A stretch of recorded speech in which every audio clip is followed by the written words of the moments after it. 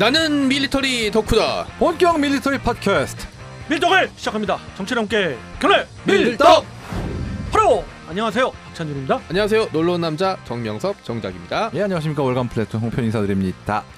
네, 이렇게 밀떡이 시작됐습니다. 떡떡.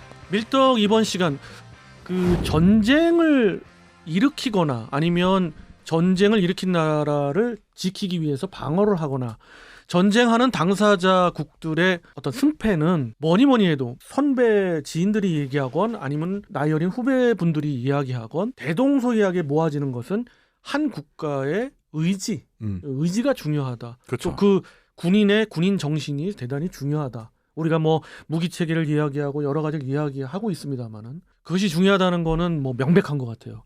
그런 의미가 이번 시간에 뭐 좀 있을 수도 있는 그런 만약의 전쟁사 시리즈를 한번 해보도록 하는데 관련해서 어떤 재미난 그 시츄에이션이 벌어지는지 한번 우리 정 작가님. 먼저 제1차 세계대전 돌아올게요. 여기 헨리 텐디 일병이라는 사람이 있습니다. 1차 세계대전 참전했을 때 나이가 좀 많았어요. 20대 후반 정도.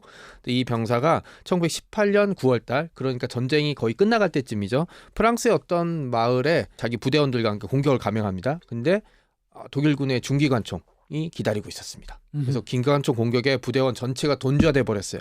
이러다가는 이제 앉아서 전멸당할 것 같으니까 이 용감한 헨리 텐디 일병 술탄을 가지고 기어가서 독일군의 중기관총 진지를 폭파시켜 버렸습니다. 우리 뭐 전우라든지 컴뱃에 많이 나온 얘기인데 이게 날라온 총알이 콩알탄이 아니거든요. 비비탄이나 이거 맞으면 죽는 거기 때문에 굉장히 위험한데 임무를 멋지게 수행하고 영국군이 마을을 공격을 하면서 독일군과 엄청난 교전이 벌어집니다. 이때 한 8명 정도 되는 동료들과 함께 낙오됐다가 수십 명의 독일군에게 포위가 돼서 독일군이 항복하라.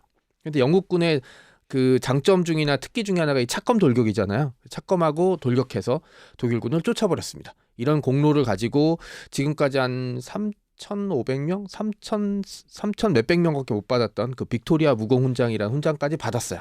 그리고 이제 이 전투가 끝나고 돌아올 때 부상을 입은 독일군을 한 명 발견합니다. 비무장이었죠. 그래서 이렇게 총을 쏘려고 하다가 그냥 못하러 하고 이제 돌아옵니다. 어차피 이겼으니까. 이게 상당히 많은 전통이 그 미국 독립전쟁 때도 그 워싱턴 장군이었죠. 그때는 워싱턴 장군이 이렇게 부하랑 정찰 나갔다가 영국군 장교가 스톱 해서 이게 총을 겨눠요. 항복해. 근데 이제 워싱턴 총사령관 돌아서서 돌아갑니다. 총을 쐈으면 맞을 수 있는 거리였는데 안 쐈어요. 왜냐하면 이제 등을 쏘는 거 신사답지 않다. 라는 게 좀 있었고 아마 이 헨리 텐디 일병도 뭐 전쟁에서 이겼고 뭐 비무장에 부상당한 독일군을 왜 쏠 리는 없지 하고 그냥 갔어요.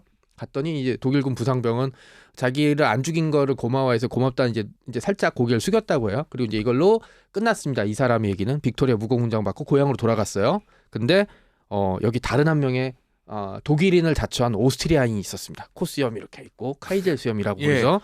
자, 우리의 아돌프 히틀러 상병입니다. 우리의 아돌프 히틀러. 자, 아돌프 히틀러. 우리는 아니고 오스트리아 출신이고 사실 오스트리아 이제 싫어하고 독일로 넘어와서 독일군에 입대해요. 그래서 원래 그 전에 뭐 미술 전공 한다고 그렇죠. 맞잖아요. 그림 그렇죠. 솜씨는 별로였던 것 같아요. 차라리 그 만사는 그렇죠. 차라리 히틀러의 그림 솜씨가 좋았다면, 뭐 어떻게 운명이 다르지 않았을까 했는데 이때 입대를 했고요. 굉장히 용감하게 잘 싸웠어요. 그래서 이 소속된 연대가 첫 2달 동안의 전투에서 연대원 한 3,600명 중에 3,000명이 전산, 연대장까지 포함해서 전산 와중에도 살아남았고요. 전령 임무를 수행했는데 사람들이 뭐 최전방에서 총을 안 쐈다 얘기하지만 사실 그 영화나 드라마 보면 제일 저격수의 제일 목표가 전령이잖아요. 그렇죠. 뭐 이런 경우도 있고 독가스도 마신 적 있고 부상당한 적 있고 해서 실제로 훈장도 많이 받고 병원에 여러 차례 입원을 했습니다. 상병에 그쳤다고 사람들이 많이 생각하지만 이거는 본인이 진급하기 좀 싫어했던 것 같아요. 그리고 연대에서도 이제 이런 유능한 아돌프 히틀러 상병을 이제 막 딴 데로 보내버리면 우리 연대 손해잖아요. 좀 붙잡아뒀던 측면도 있었는데 그 1938년에 뮌헨 협정이 체결됐을 때 체인벌린 수상한테 영국의 수상이었죠. 그 얘기를 합니다. 그 뮌헨 협정이 뭐죠? 독일이 재무장 선언하고 히틀러가 미쳐 날뛸 때 영국이랑 프랑스가 야야야 여기까지만 해. 체코의 수덴텐 넘겨줄게. 야 폴란드는 근데 건들지 마라. 야 이거는 이제 선을 넘는 거야. 라는 식으로 전통적인 방식으로 협정을 체결한 거였었어요. 그래서 어르고 달래고. 그렇죠. 네. 체인벌린 수의 굉장히 유명한 얘기래요. 딱 돌아와서 그 협정문 손에 흔들면서 다음 1000년 동안의 평화가 여기 들어 있습니다.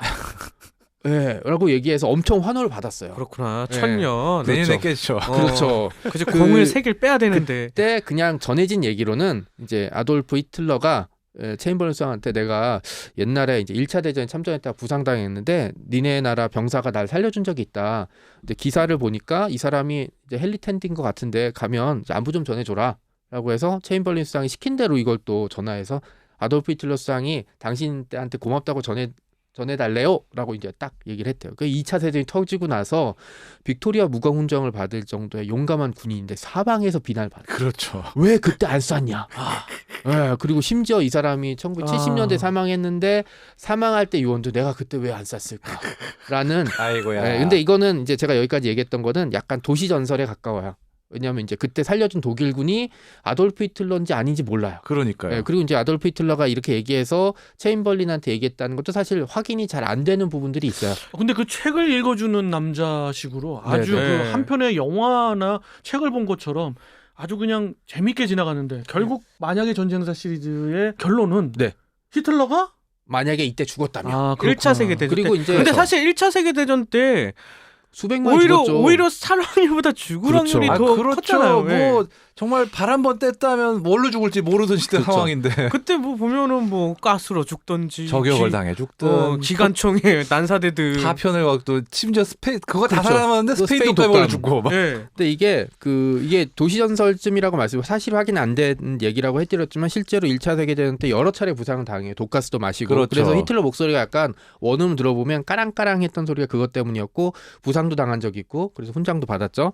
그랬는데 생각을 해봤어요. 만약에 이때 히틀러가 1차 대전이 수백만 명의 독일군 전사자가 됐다면 예. 어떻게 됐을까? 그러니까 이제 독일은 제1차 세계대전 이후에 그 두 개의 국가로 나눠져요. 이제 우리가 생각하는 그 독일, 그다음에 독일 공산당이 이제 그 건국 선언했던 독일 공산 국가가 세워지고 두 정치 조직이 충돌했던 게 그 유명한 스파르타쿠스단이 이제 좌파 조직이었고 스파르타쿠스. 하나가 자유는 없지만 자유군단이라고 불렀던 우파 군단들이 충돌을 어마어마하게 벌여요. 자유군단은 참고로 그 퇴역 군인들이 모여가지고는 그렇죠. 일종의 민병대 같은 조직인데 무장은 뭐 독일군 무장을 다 갖고 와서 그렇죠. 탱크까지 끌고 그렇죠. 왔어요. 내전이라는 표현이 부족하지 않을 정도로 몇 년 동안 엄청 전쟁이 벌어졌고 그 공화국이 베를린이 아니라 바이마르라는 소도시로 갔던 것도 사실은 쿠데타 때문에 그랬던 거였거든요. 이런 혼란상 그다음에 또 경제적인 그런 문제들 배상금 엄청 물어야 됐잖아요. 그런 문제들이 있고 그다음에 가장 컸던 게 마르크화가 완전히 휴지적이 됐잖아요. 그쵸. 예. 불쏘시개를 쓰고. 1923년까지는 그랬죠, 진짜. 하이퍼 인플레이션 때문에. 그리고 가장 큰 문제가 그거였어요. 2차 대전은 베를린까지 소련군이 들어와서 다 부셔버렸잖아요. 그러니까 전쟁이 적구나라는 거 아는데 제1차 세계대전은 대부분의 전쟁은 독일 밖에서 벌어졌어요. 그러니까 그 관제 언론에서 우리가 이기고 있습니다라는 뉴스를 4년 내내 듣다가 어느 날 갑자기 우리가 졌네? 이러고 나서 한 2년 약간 일본 느낌인데. 그렇죠. 2년 동안 독일인들끼리 치고받고 싸웠어요. 그 다음에 뭐 얘기했던 하이퍼 인플레에서 뭐 돈인데 이게 돈도 아니고 막 불쏘시개를 쓰고 화장실 휴지로 쓰고 예. 철십자 훈장 받은 군인이 길거리에서 구걸하고 뭐 이런 것들이 완전히 이제 자기가 생각했던 거 너무 달라지니까 하루 아침에 뒤집어진 이게 거니까. 야 우리는 잘 싸웠는데 특히 이제 패배한 독일 군부가 이걸 조직적으로 퍼뜨립니다. 야 우리 독일 육군은 정말 용감하게 잘 싸운 독일군은 이 비겁한 유태인, 공산주의자 이런 놈들이 열심히 싸우는 우리 등 뒤에 칼을 꼽았다. 유명한 등 뒤에 칼 그죠? 그 주장이죠. 이게 배우 예. 중상 그리고 유태인들 이 자본가들 이런 우리한테 돈 네. 빌려줘가지고. 그렇죠. 이렇게 이런 배우 중상설 등 뒤에 칼이라고 불렀던 이론들이 힌덴부르크부터 그 얘기를 퍼뜨리기 시작해요. 그러니까 어떻게 보면 히틀러는 자기 스스로 성장한 게 아니라 그런 독일인들의 분노를 빨아들인 하나의 괴물이라고 볼 수 있거든요. 그래서 약간 나는 최근은 보면 중국 같은 느낌이 왜 이렇게 드는지. 그렇죠. 자기가 부족한 걸 스스로 원인을 찾고 내 잘못이라고 생각하고 원인을 찾고 냉정하게 생각해 봐야 되는데 힘들고 어려울수록 근데 다 외부로 돌리잖아요. 그렇죠. 그렇죠. 가장 쉬운 게 내가 안 된 게 남 탓. 내 키가 작은 게 국가에서 나한테 먹을 걸 안 준 거야. 라는 식으로 아주 쉽게 얘기를 해버리는 셈이 이제 그 당시에 독일인들의 보편적인 생각이었고 네. 그거를 지지를 바탕으로 올라왔던 게 독일인도 아니었잖아요. 사실 히틀러는. 그렇죠. 오스트리아인. 오스트리아인 예. 출신이었어요. 예, 그리고 아무런 정치적 기반이 없던 히틀러였습니다. 그러니까 히틀러가 만약 1차 세계대전 전사했다면 히틀러만한 인물은 안 나왔을 거예요. 물론 독일이 당시 우경화되고 뭐 재무장 같은 건 했겠죠. 왜냐하면 그거에 상관없이 한스 폰 젝트 장군이 이미 바이마르 공화국 시절부터 차근차근 재무장을 계획했으니까 독일의 재무장이라든지 우경화는 일정 부분 이루어졌을 거예요. 근데 아니, 심지어 베르사유 조약의 어떤 배상 내용을 파기하거나 크게 완화하는 건 바이마르 공화국 말기에도 상당 부분 이미 진행이 돼 있었던 거거든요, 그렇죠. 사실. 심지어 그 부분조차. 근데 당시에 이제 히틀러와 이제 경쟁했던 지금은 이제 사람들이 기억도 못하는 인물들이 프란스 폰 파펜이나 그렇죠. 쿠르트 폰 슐라흐 뭐 이런 인물들인데 이런 인물들은 사실 당시에 히틀러에 비하면 약점이 하나 있어요. 가진 게 너무 많았죠. 그렇죠. 그러니까 이런 게 많구나. 히틀러는 나중에. 아무것도 없으니까 야 내가 하면 말이야 뭐도 하고 그러니까 자기는 가진 게 없으니까 마음대로 얘기할 수 있잖아요. 근데 나머지 정치인들은 뭐 군부와의 연결고리도 있고 자본가의 지지도 받아야 되고 외국과의 관계도 생각해봐야 되기 때문에 뭔가 내지르지 못하는 거잖아요. 네, 그런 식들이 이제 이루어졌던 게 이제 당시에 이제 그렇죠.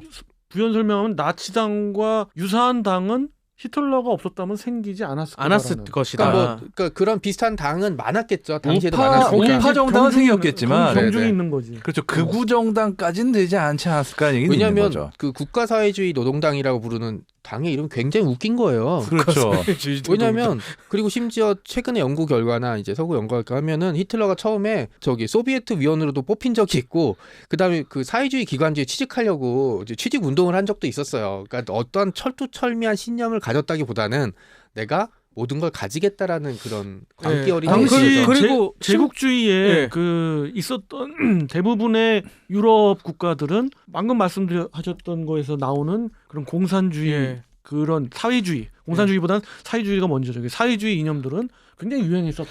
뭐 유행 안 한 나라가 없었죠 원래. 그렇죠. 그리고 히틀러가 한 번은 그런 데모 때문에 잡혀간 적도 있었고. 뮌헨 맥주얼 폭동이었죠. 예. 그러고 보니까 히틀러가 원래는 나치당에 가입한 것도 그게 정말 이념적으로 난 여기 들어가겠다는 것보다 당시 군 경영의 막판이 정보 쪽 일을 해서 네네.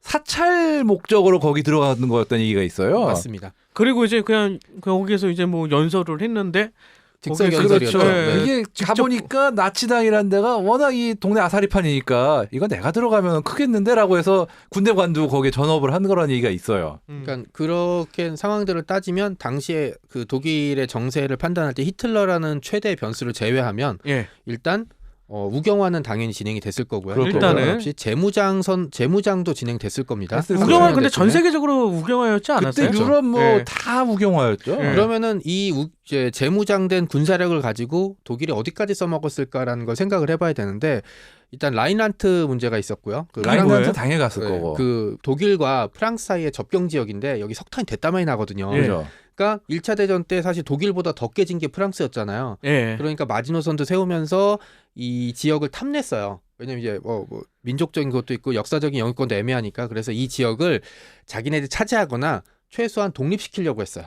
맞아요. 그래서 독일의 힘을 빼주고 싶어서 이 라인란트 지방을 나중에 그리고 배상금 문제가 생기니까 아예 그냥 점령까지 해버리거든요. 이때 프랑스가 그러면서 나중에 이제 히틀러가 첫 번째로 이제 군사적인 옵션 사용한 게 이제 라인란트 재점령이었는데 이때 되게 웃긴 게 라인란트 상공을 비행했던 독일군 전투기의 기관총 탄약도 부족했어요. 완전 뻥카였거든요. 네, 근데 보통의 정치인이면 이런 뻥카 못 쓰죠. 못 쓰죠. 아, 이거 가진 게 많으면 블러핑 못 써요. 근데 예. 히틀러는 뭐 여기서 총리에서 밀려나면 자기 이제 암살당하는 수준밖에 안 돼요. 그냥 올인했구나. 그렇죠. 그리고 이게 성공하니까 이 도박 저는 안 했죠. 요즘 도박 말고 갬블이라고 부르라고 하더라고요. 이 갬블의 특징이 뭐냐면 한 번에 성공하잖아요. 예. 다음에 또 성공할 것 같아. 그렇죠. 중독성 있죠. 그러니까 계속 이제 나가고 하고 그걸 달래주기 위해서 영국과 프랑스가 뭐 뮌헨 협정도 체결하고 했지만 사실은 히틀러는 거기에서 멈출 생각도 없었고 멈출 수도 없었어요. 그리고 당시에 영국과 프랑스도 군사적으로나 경제적으로 굉장히 안 좋은 상황이었잖아요. 그렇죠. 하필이면은 대공황 크리를 그렇죠. 맞아가지고 좀 아주 정리를 그냥 참. 한다면 그럼 히틀러가 없었다면 라인란트까지는 독일이 진출을 했었을 했을 거예요 거다. 아마. 예. 라인란트 플러스 아마 단치 정도까지 생각하지 않았을까. 그렇죠. 네, 거기에다가 조금 더 나가면은 수덴텐 지방이 이제 독일인들이 더 많았던 건 사실이니까 요 지역 정도까지는 했을 텐데 뮌헨 협정 당시에 영국이랑 프랑스가 분명히 얘기했어요.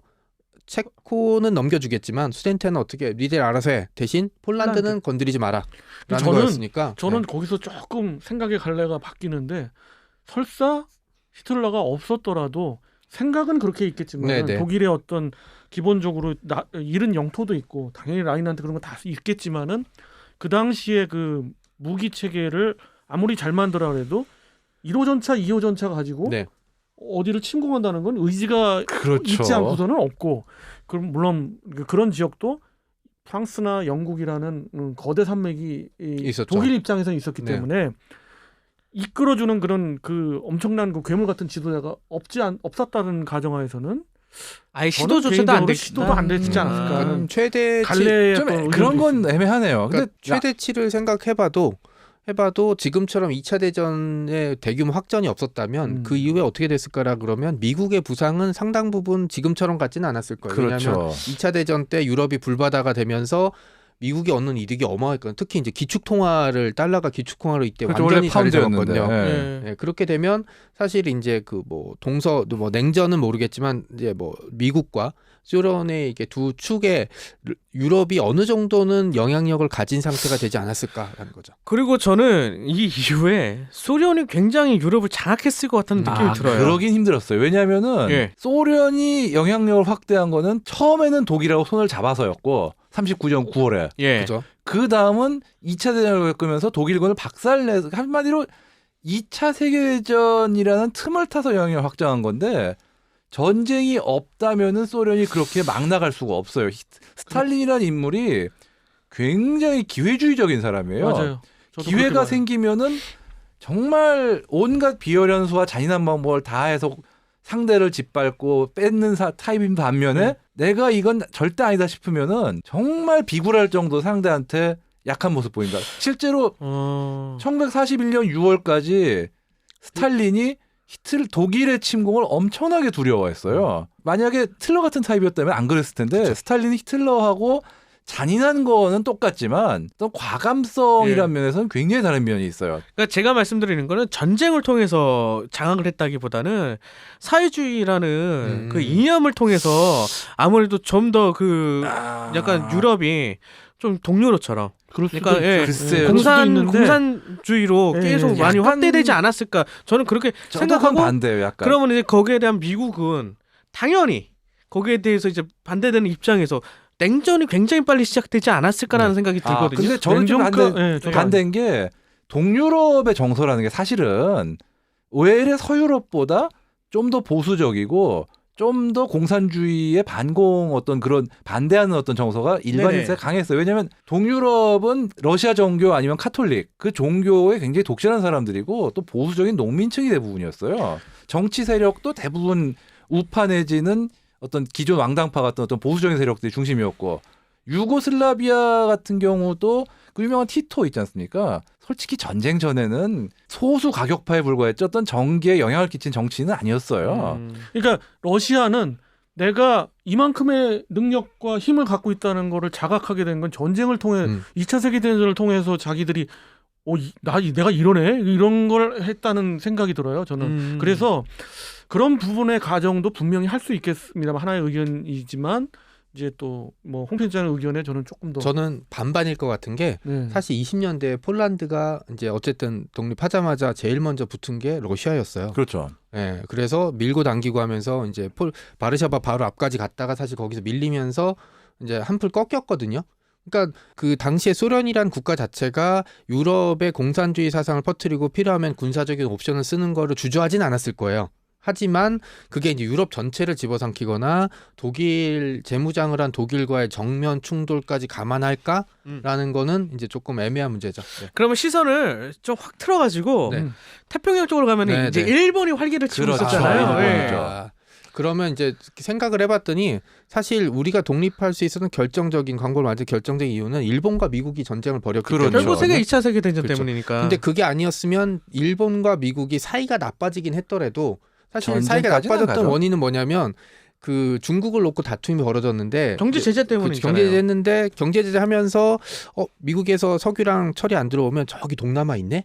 동남아가 그때 대부분 다 영국이나 유럽의 식민지였는데 만약에 유럽의 본국이 멀쩡했으면 동남아로 진출하자 이러진 못했을 거예요. 그리고 애당초 일본이 그런 식으로 전쟁을 확전하려고 했던 이유 자체가 유럽에서 전쟁이 났고 그렇죠. 그렇기 때문에 이 기회를 놓치지 말자. 그 동남아의 핵심 세력 중 하나 영국이 완전히 지금 지리멸렬을 하는 상태니까 독일이랑 손잡고 그렇죠. 그다음. 그러니까 미국의 진주만의 태평양 항대만 치면은 뭔가 크게 한 판 해볼 수 있지 않을까.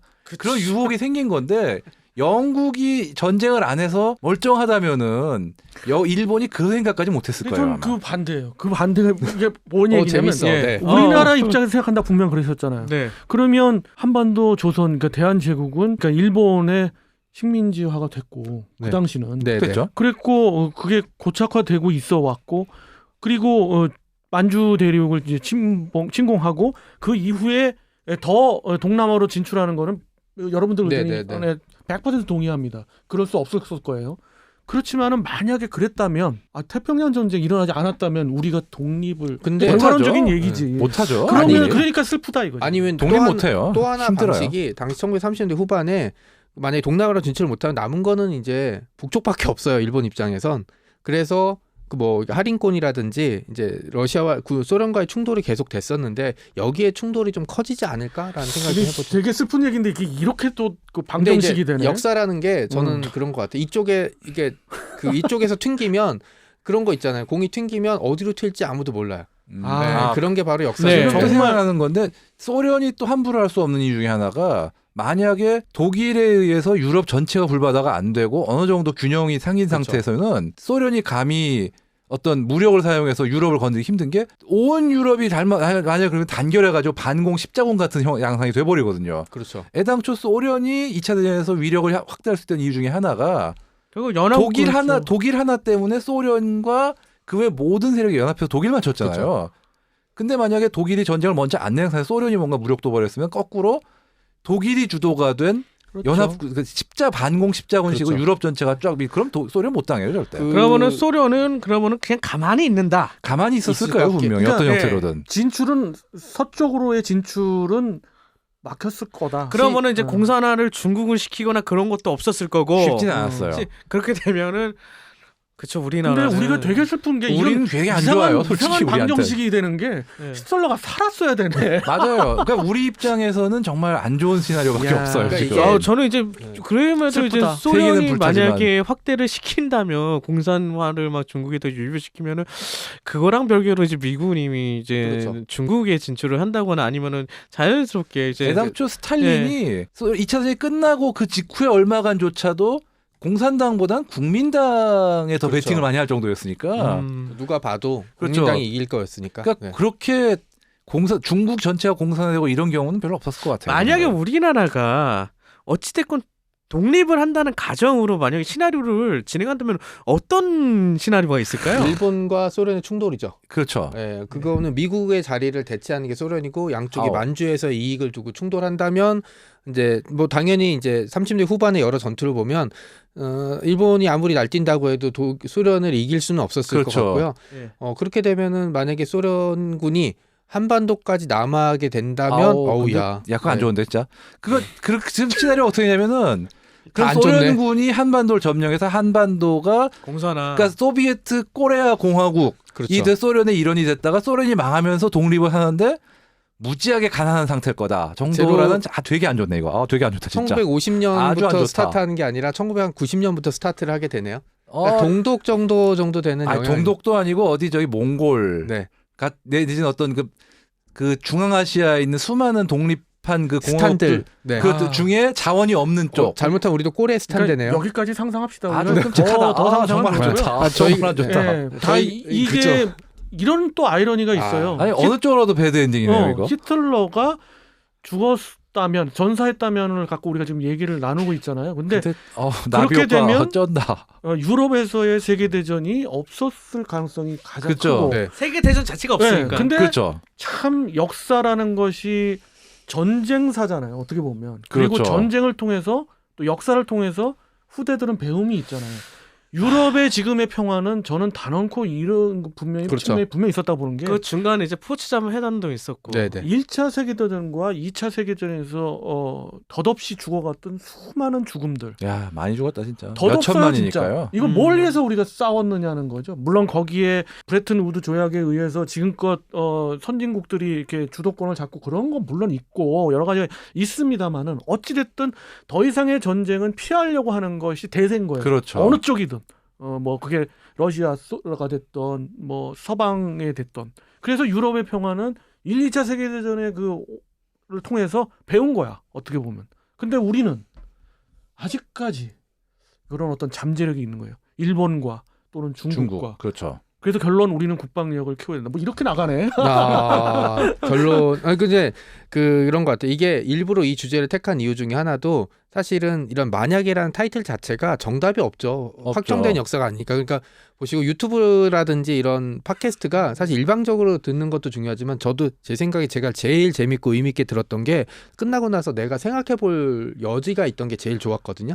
저는 네. 여기까지 생각했을 그렇죠. 때 히틀러가 없었으면 좀 우리나라는 아찔했다라는 게. 그러니까 그렇게 이상하게 방정식이 히틀러 네. 이퀄 독립유공자잖아요. 이거 되게 안 좋네. 저도 이것도. 설득을 당했어요 지금. 되게 안 좋네요. 근데 그러니까 그런 식으로 역사라는 거를 조금 우리가 좀 쉽게 볼 때가 많이 있잖아요. 그런데 그렇죠. 조금 엄중하고 무겁게 바라봤으면 하는 마음으로 이제 오늘 주제를 좀 정해봤습니다. 야 역사가 차곡차곡 쌓여서 지금 현재 우리를 그렇죠. 만들었다는 네, 거니까. 네. 그렇죠, 그렇죠. 예. 그리고 말씀하신 대로 생각의 공간이 넓어지는 우리 만약의 전쟁사가 있기 때문에 이거에 대한 또 의견들 많으실 거예요. 그렇죠. 댓글 통해서 또 네, 네. 기대가 활발하게 되고요. 뭐 네. 토론해 주시면은 그리고 이제 저희도 피드백을 받도록 네, 하겠습니다. 저희 네. 댓글 재밌게 보고 있습니다. 네, 네, 네. 이 히틀러라는 인물이 대단한 인물인가는 게 이 사람이 있고 죽었고 생존했고에 따라서 상당히 변화가 그렇죠. 크네요. 그러니까 지금 예상 시나리오가 네, 되게 네, 많아져요. 네, 우리 지금 이 얘기를 나눠 보니까 굉장히 생각의 폭이 넓어지고 이제 미국 게임 중에 하나가 이제 워 게임 같은 게 있었는데 오락이 있었는데 이게 네네. 뭐냐면 타임머신이 있어서 과거로 가서 히틀러를 없애버리는 거예요. 화가 지망생이었던 히틀러를 그리고 딱 지났더니 그 히틀러 자리에 스탈린이 있더라. 라는 식의 이제 역사가 바뀌는 게 있었는데 그것도 생각을 해봤는데 스탈린은 아무리 해도 히틀러의 자리를 대체할 수는 없을 것 없어요. 같다는 게 이제 제 생각이었습니다. 네. 그렇습니다. 이번 만약의 전쟁사 좀 흥미로웠고요. 또 다른 주제가 많겠습니다만은 정말 이것을 통해서 또 전쟁의 아픔과 교훈 이런 것도 생각해 볼 수 있는 계기가 된 것 같아요. 여러분들의 생각도 기대가 되고요. 다음 시간에 또 다른 만약의 전쟁사를 가지고 찾아뵙도록 하겠습니다. 정치와 함께 경례 밀떡